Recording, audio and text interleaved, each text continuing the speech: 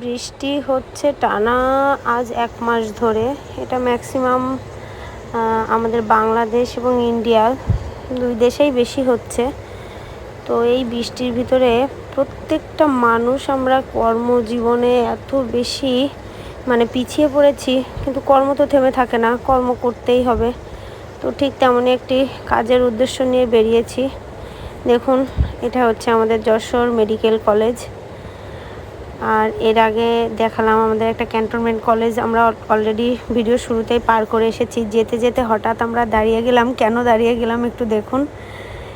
এই যে এইখানে একটি ক্ষেতের ভিতরে দেখছি কিছু শিয়াল মামা মারামারি করছে। তো এখন তো সচরাচর গ্রামের ভিতরে শিয়াল দেখাই যায় না। তো দেখলাম যে অনেকগুলা শিয়াল এখানে মারামারি করছে, কাদা মাটি মেখে। সেটা অদ্ভুত পরিবেশ, কিন্তু আমরা ক্যামেরায় নিতেই শিয়ালগুলো চলে গিয়েছিল। তো এখানে দেখে আবার আমরা রওনা হই। আবারও এই যে যশোর ক্যান্টনমেন্ট এলাকায় আমরা ঢুকে গেলাম এয়ারফোর্সের ভিতরে। তো যেহেতু এয়ারপোর্ট এলাকা, অন্যদিন এত ব্যস্ততার সময় এখানে পার হয়, বুঝেন তো, একটা এয়ারপোর্ট এরিয়া এরকমই হয়, খুব ব্যস্ত একটা রোড এটা। Welcome back to my channel. আমি অমৃতা লাইফস্টাইল ব্লগের সবাইকে আবারও স্বাগত।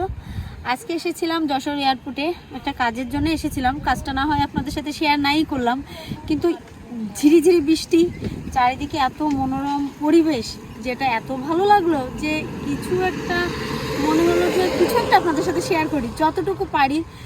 ছোট্ট ছোট্ট ভিডিও নিয়ে। দেখুন এখানে এই যে একটা পুকুর আছে, ওই পাশে দেখেন একটু হাঁস জলের ভিতরে খেলা করছে। এই সবগুলো তো আজকাল তো দেখাই যায় না, শহরের মানুষ তো দেখতেই পায় না। তো এই সাইডে আসার পরে মনে হলো যে ছোট ছোট, আর আমাদের এই এয়ারপোর্টের দৃশ্যটা এত সুন্দর, রাস্তাটা এত নিট অ্যান্ড ক্লিন। আর বৃষ্টি হওয়ার কারণে কোথাও একটু গাছপালাতেও মনে হচ্ছে না যে একটু ধুলাবালি কোনো কিছুই আছে। এটা কিন্তু একটা ব্যস্তবহুল রাস্তা, এটা আপনারাও বুঝতে পারবেন। তবুও সব কিছুর মিলায়ে খুব রিফ্রেশ একটা পরিবেশ তৈরি হয়েছে, তাই আপনাদের সাথে শেয়ার করলাম। তো এখানেই আসলাম কাজ মেটাবো, তার পাশাপাশি ছোট ছোট কিছু প্রাকৃতিক সৌন্দর্য আপনাদের সাথে শেয়ার করব, সেটাই আর কি। আজকের ব্লগটা দেখার জন্য সবাইকে অনুরোধ করছি।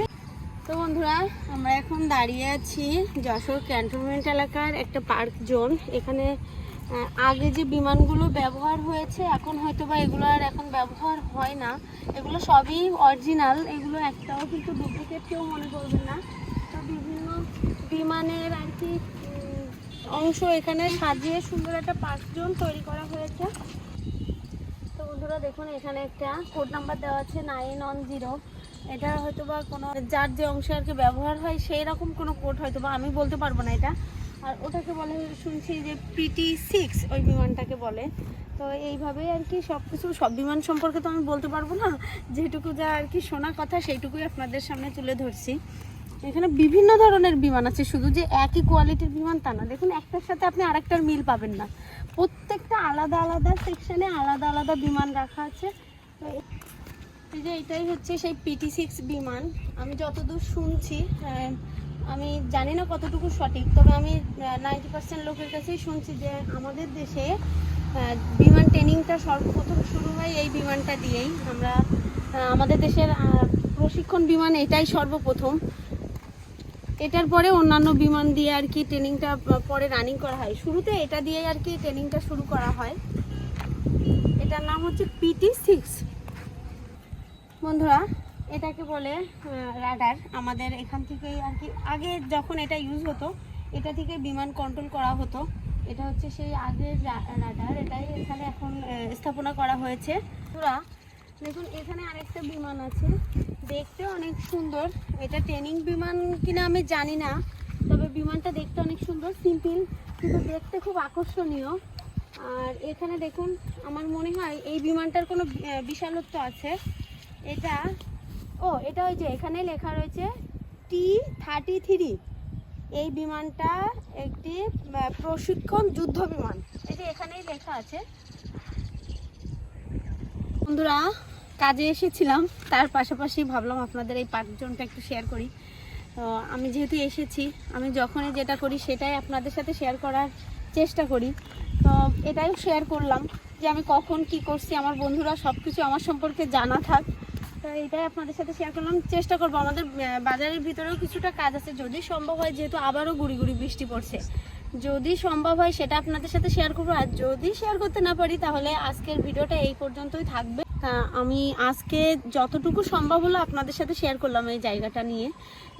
এর ব্যাখ্যা অনেক বড়, আর এর সাইডেও অনেক সৌন্দর্য আছে, যেগুলো এখন আপনাদের যে আমি দেখিয়ে ব্যাখ্যা করব সেই সময়টুকু আমার হাতেও নেই, কারণ আমার জন্য একজন অলরেডি অপেক্ষা করছে। আমি যে কাজে আসছি আর কি, সেই কাজটা মেটানোরও দরকার আছে আমার। তো আজকে এই পর্যন্তই থাক। পরবর্তীতে যে কোনো এক সময় এসে টোটালটা সুন্দর ব্যাখ্যা করে এবং প্রত্যেকটা স্পট ধরে ধরে আপনাদের সাথে আমি শেয়ার করব, কথা দিচ্ছি।